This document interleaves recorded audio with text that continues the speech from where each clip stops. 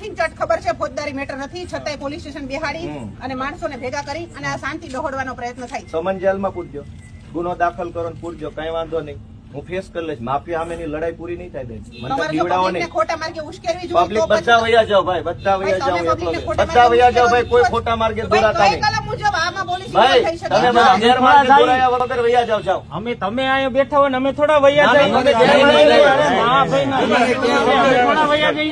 મારી મેડમ એક જ વિનંતી છે, પ્રયત્ન થાય છે. પોલીસની સીધી મેટર નથી, બધા જાણે છે, છતાં પણ પોલીસને બેન આટલી ભાષા આપણે માફિયા સામે વાપરીએ તો બહુ સિંગમ લાગીએ. બરાબર. આ જ ભાષા માફિયા સામે વાપરો ચોર ભાષા બહુ પોલીસની સરસ બધી હરખી જ હોય. લાગે. પણ જનતાને કેવું હોય, દબાવવામાં મહાનતા પોલીસનો કોઈ નથી વ્યક્તિગત સ્વાર્થ નથી હોતો, મેડમ. પોલીસની નોકરી જનતાને હોય છે. દબાવવામાં કોઈ મહાનતા નથી. ભાઈ, માફિયાને જનતાને દબાવો. ચોખ્ખે ચોખ્ખું સમજાવવામાં આવે છે. અનાજ અમારી ચોરી પાસે કરનારા ભાઈ, માફિયાઓ પહેલા છે. ક્યાં ભાઈ આવ્યા હતા? આમાંથી જ કોક આવ્યા હતા ને ચોખ્ખું કીધું તું ફોજદારી મેટર નથી, શાંતિથી સમજાવ્યા હતા, પણ તમારે મુદ્દો જ ઉશ્કેરવો છે તો કોઈ શું કરે?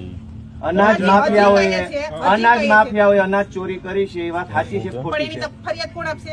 ફરિયાદ હું આપવા માંગુ મામલતદાર છું. સાહેબ અરે આપી શકે. હું તમે આપીશ. ન આપી શકો. કેમ પોતાની રૂએ કેમ? ના આપી શકો. અરે કેમ? ન આપી શકો. અરે હું જનતાનો કાયદામાં જોગવાઈ છે. અરે બધી જો ફરિયાદ ભાઈ, કોઈ પણ કાયદાથી માણસ ઉપરવટ આપી કોઈ શકે. નથી. કાયદાથી ઉપરવટ કોઈ જો નથી. ભાઈ, કાયદામાં બનાવ છે, જે તે બનાવ હોય ને. જોગવાઈ હોય એ મુજબ થાય.